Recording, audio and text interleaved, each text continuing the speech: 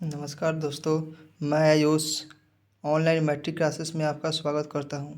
आज हम लोग विश्व के दांत पढ़ने वाले हैं। तो ये हम लोग लेखक परिचय करते हैं। लेखक नलिन बिलोचन शर्मा।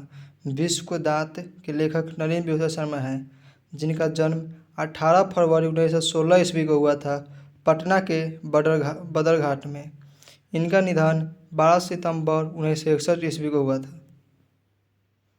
वे विख्यात विद्वान पंडित रामावतार शर्मा के ज्येष्ठ पुत्र थे। मतलब नलिन बिलोचन शर्मा रामावतार शर्मा के बड़े बेटे थे। इनकी माता का नाम रत्नावती शर्मा था। उन्होंने स्कूल की पढ़ाई पटना कॉलेजिएट से पूरी की तथा संस्कृत एवं हिंदी में एमए पटना विश्वविद्यालय से किया। नलिन बिलोचन शर्मा की प्रमुख रचनाएं दृष्टिकोण, साहित्य का इतिहास, दर्शन, मानदंड, साहित्य तत्व और आलोचना, विश्व के दांत तथा संत परंपरा और साहित्य। पाठ परिचय है। प्रस्तुत पाठ कहानी विश्व के दांत में मध्य वर्गीय अंतर्विरोधियों को उजागर किया गया है। आर्थिक कारणों से मध्य वर्ग के भीतर ही एक और सेन साहब जैसे महत्वाकांक्षी और सफ़ेदपोशी अपने भीतर लिंग भेद जैसे कुसंस्कार छिपाए हुए हैं, तो दूसरी ओर गिरधर जैसे नौकरी पेशा निम्न मध्यवर्गीय है,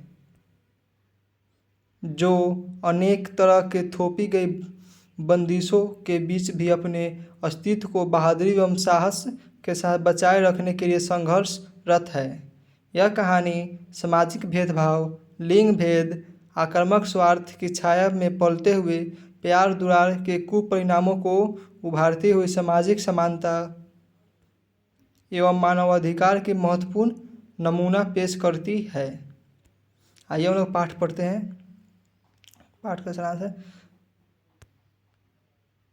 सेन साहब एक अमीर आदमी थे। उनकी 5 लड़कियां थी। सेन साहब का अमीर आदमी थे। उनकी 5 लड़कियां एवं एक लड़का था। उनकी 5 लड़कियां थी, सीमा, रजनी, आलो, शेफाली और आरती, और एक लड़का था जिसका नाम खोखा उर्फ कासू था। लड़कियां क्या थी? कठपुतली। वे किसी चीज़ को तोड़ती फोड़ती न थी, दौड़ती और खेलती भी थी तो केवल शाम के वक्त। सेन साहब नई मोटर कार ली थी, स्ट्रीम रैंड, जिसकी कीमत 7500 रुपये, 7500। काली चमकती हुई खूबसूरत गाड़ी थी। सेन साहब को उस पर नाज था। एक धब्बा भी न लग पाए।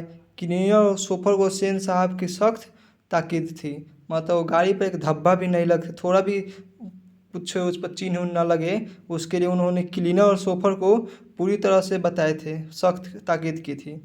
चूँकि खोखा सबसे छोटा और सेन साहब के नाउम्मीद बुढ़ापों की आंखों का तारा था, इसलिए मोटर को कोई खतरा था तो खोखा से ही, और उस मोटर गाड़ी को किसी से खतरा था तो खोखा ही था, जो सेन साहब का सबसे छोटा लड़का था। एक दिन की बात है कि सेन साहब का शोफर एक औरत से उलझ पड़ा।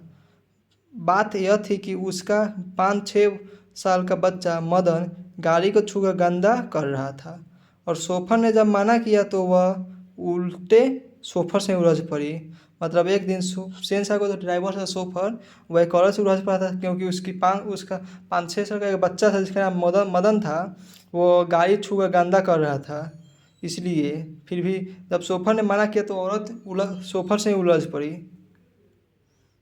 वह मामला अभी सिमटा ही था कि इसके बीच खोखे ने मोटर की पिछली बत्ती की लाल शीशा चकनाचूर कर दिया।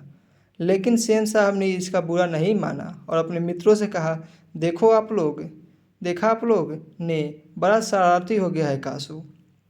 उसे कुछ दिनों बाद में खोखा जो सेन साहब का बेटा था, उसने पीछे का लाल बत्ती का शीशा चकनाचूर कर दिया। इस पर सेन साहब ने उसे कुछ नहीं बोला। उसने अपने मित्रों से कहा कि मेरा बेटा खोखा बड़ा शरारती हो गया है। कासू भी उसका नाम था। मोटर के पीछे हरदम पड़ा रहता है। कासू ने मिस्टर सिंह साहब के अगले और पिछले पहियों की हवा निकाल दी थी, और कासू जो मिस्टर सिंह साहब से सेन साहब के मित्र, उनके गाड़ी के पहिए के अगले और पिछले दोनों हवा निकाल दी थी। जब मिस्टर सिंह विदा हो गए तो सेन साहब ने मदन के पिता गिरधर लाल को, जो उनके फैक्ट्री में किरानी था, उनको बुलाया। फिर उसने सेन साहब ने खूब खरी खोटी सुनाई और कहा कि बच्चों को संभाल कर रखो। उस रात गिरधर लाल ने अपने बेटे मदन की खूब पिटाई की। मतलब जो सेन साहब ने गिरधर को जो बताई, फटकार लगाई, तो उसके गुस्सा कर गिरधर लाल ने भी अपने बेटे मदन को खूब पिटाई की थी। दूसरे दिन शाम को मदन कुछ लड़कों के साथ लट्टू नचा रहा था।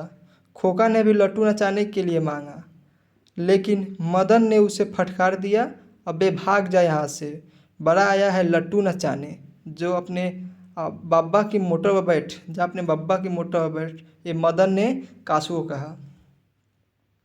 कासू को गुस्सा आ गया। वह इसी उम्र में अपनी बहनों पर, नौकरों पर हाथ चला देता था। और क्या मजाल उसे कोई कुछ कह दे। उसने न आव देखा न ताव, मदन को एक घूंसा कस दिया। मदन एक कासू पर टूट पड़ा, उसकी मरम्मत जमकर कर दी। कासू रोता हुआ घर चला गया। मदन ने उसकी बड़ी पिटाई की और 2 दांत भी तोड़ दिए थे। लेकिन मदन घर नहीं लौटा। 8-9 बजे रात को मदन इधर उधर घूमते हुए गली के दरवाजे से घर में घुसा। डर तो यही है कि आज अन्य दिनों की अपेक्षा मार अधिक लगेगी। रसोई घर में घुसा, भरपेट खाना खाया, फिर बगल वाले कमरे के दरवाजे पर जाकर अंदर की बात सुनने लगा। उसे इस बात का ताज्जुब हो रहा था कि उसके पिता क्यों गलत नहीं रहे, जबकि उसने कासू के 2-2 दांत तोड़ डाले थे। इसका कारण यह था कि उसके पिता को नौकरी से हटा दिया गया था। मतलब मदन जो गिरधर का बेटा था, उसने सेन साहब के बेटे के 2 दांत तोड़ दिए। इसमें गुस्सा आकर सेन साहब ने गिरधर को नौकरी से हटा दिया और मकान खाली करने का आदेश दे दिया जा चुका था।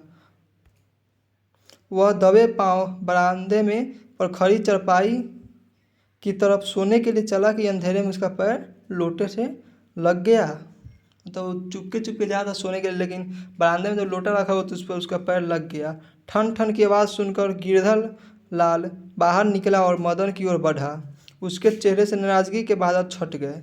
उसने मदन को अपनी गोद में उठाकर बेपरवाही, उल्लास और गर्व के साथ बोल उठा, जो किसी ने के लिए भी नौकरी से निकालने जाने पर ही मुमकिन हो सकता है। शाबाश बेटे, एक तेरा बाप है और तूने तो खोखा के 2-2 दांत तोड़ डाले। लेखक के कहने का तात्पर्य है कि कोई व्यक्ति स्वार्थवश ही किसी का अपमान सहन करता है, स्वार्थ रहित ईंट का जवाब पत्थर से देता है। इसी मजबूरी के कारण गिरधर अपने पुत्र को निर्दोष होते हुए भी पीटता था, क्योंकि विष के दांत लगे हुए थे। इसे टूटते ही धुतकार प्यार में बदल गया। हमने विष के दांत कहानी को पढ़ लिया है और क्लास यहीं पर। क्लास अच्छी लगी हो तो अपने दोस्तों को भी शेयर कीजिएगा, वीडियो को लाइक कीजिएगा। चलिए अब एक प्रश्न पूछते हैं, विष के दांत के लेखक कौन है? विष के दांत के लेखक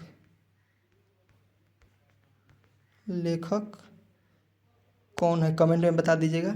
धन्यवाद।